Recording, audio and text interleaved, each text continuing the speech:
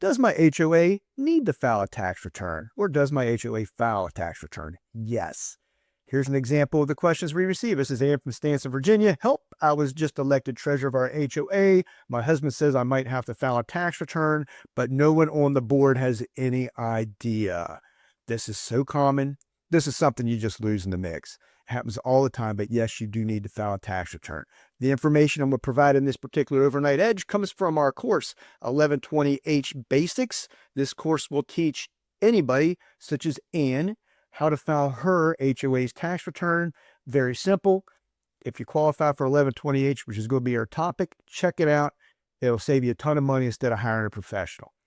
All right. So your HOA is most likely registered as a nonprofit or an association with your particular state. Check with your Secretary of State or similar licensing agency to find out how you are filed, how you are registered. Many of them have a search engine you can go through. Check it out, see if you're there. If you are there, make sure that you have completed all your state filings. A lot of you have an annual filing you need to file, maybe a small fee you need to pay. So check it out and make sure everything's up to date. And unfortunately, if you haven't filed in a long time, you may have been dissolved, so you may have to start over. So that's a good starting point. All right, before 1976 and even today, the IRS, and this is a mistake many owners make or many HOA board members make, they think if they're a nonprofit, they don't have to file a tax return with the Internal Revenue Service. This is not true. The IRS completely ignores your state legal structure of your organization.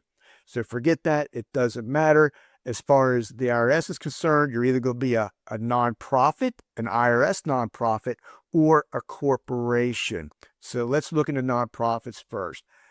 An IRS-approved nonprofit has filed Form 1123. You've been found and approved. You got the little letter saying you are a nonprofit, and you're most likely going to be one of two nonprofits. You're going to be promoting the social welfare. That's 501c4, if you've ever heard that before, or a 501c7 nonprofit, social recreational club. Now, I've seen both of these, and as you can see, like right here, this 501c4, what?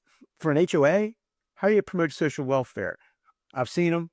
They get approved, but most of them get approved as a social recreational club, which you really don't fit into neither, do you? HOAs are out in no man's land somewhere, but you can see that if you have a social recreational club, you know, you're an organization, you're hanging out with each other, you're having fun. Maybe you have a golf course, you got a swimming pool, you got a clubhouse, you meet every now and then. That makes a little bit more sense. However, you need to file Form 990 annually with the IRS if you're a nonprofit. The other option is, before 1976, was you would be treated as a corporation. And this is basically, if you're not a nonprofit, the IRS considers you a for-profit corporation, which is crazy town. You got to file Form 1120, which is the corporate tax return. It's super complex, particularly for HOAs, because they just have there's nuance. They're not really for profit. You got sinking funds, you got all kinds of stuff going on. So that's how it was back then. And as I mentioned, most HOAs are out in no man's land somewhere, and you don't fit into either of those. You're not a nonprofit. You're not a for-profit. So in 1976, Congress created what is called Section 528. And what this did finally, after 30, 40 years of HOAs, it defined what an HOA is according to the tax code. It also created a special form, Form 1120H, which we're discussing today. And this Form 1120H is far, far simpler than Form 1120. It's basically a one-page form. It's very easy to fill out. That's what our course teaches you. You may have a higher tax rate, however, because it basically has a 30% flat tax rate on income. But if you look at the expense of filing Form 1120, it's not a problem.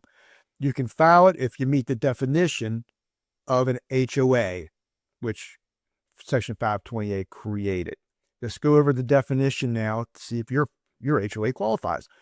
95% of you will qualify, and the good news is 95% of you, if you qualify, most of you will only pay tax on your interest income that's generated by savings and sinking funds and whatnot. Here are the 5 tests to see if you meet the definition of an HOA. Operations, gross income, expenditure, no private benefit, and you need to elect to have Section 528 apply to your tax return. Okay, let's start with the test. The first test is your operations test. This is also called your exempt function test. And what this basically means is that your HOA functions for one primary reason. You are there to manage and maintain the bylaws and the property of the HOAs. That means you're getting the snow removed. That means you're getting, you're enforcing the covenants of the HOA. You're mowing the lawns. You're you're filling the potholes. You're only managing HOA property. And it also means, the operation test means that 85% or more, you are managing an HOA where 85% or more of the lots or condo units are residential units, or they are intended to be residential units. So that's the operations test. The next test is the income test.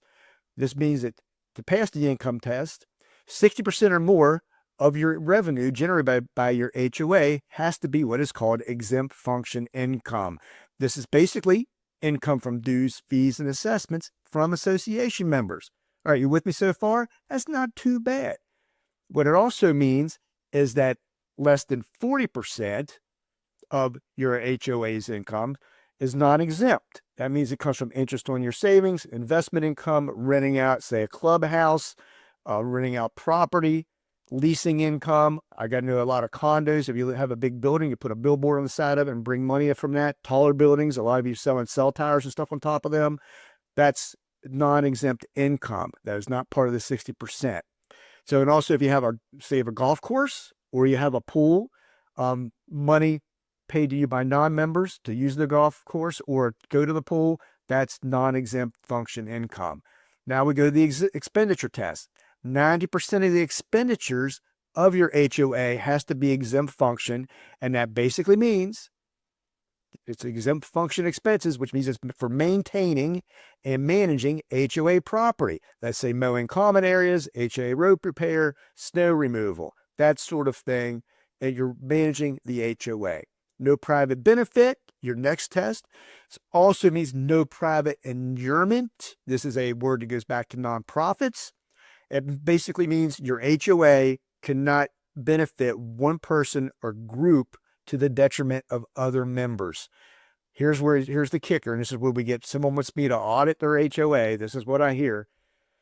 All right, you can't have any funds of the HOA that are received from members that are used to benefit officers or friends of the officers to the detriment of other members. This is an old rule. It goes back to nonprofits. And if you're a nonprofit, you can lose your nonprofit status because you're really not a nonprofit. You're used to benefit one group of people to the detriment of others. So basically, it's kind of insider trading.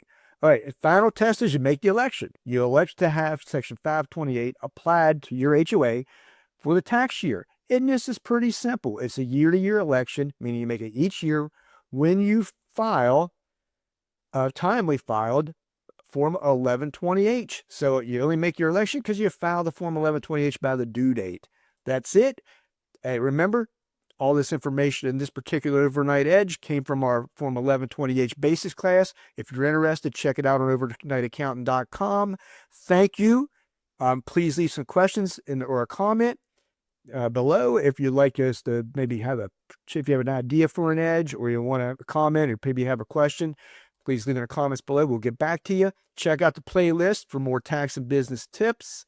And also take a deep dive if you're really interested in learning a little bit. Go to overnightaccountant.com and check out our course list. You'll find something to help you save your taxes or grow your business. Thank you so much. We hope to catch you later.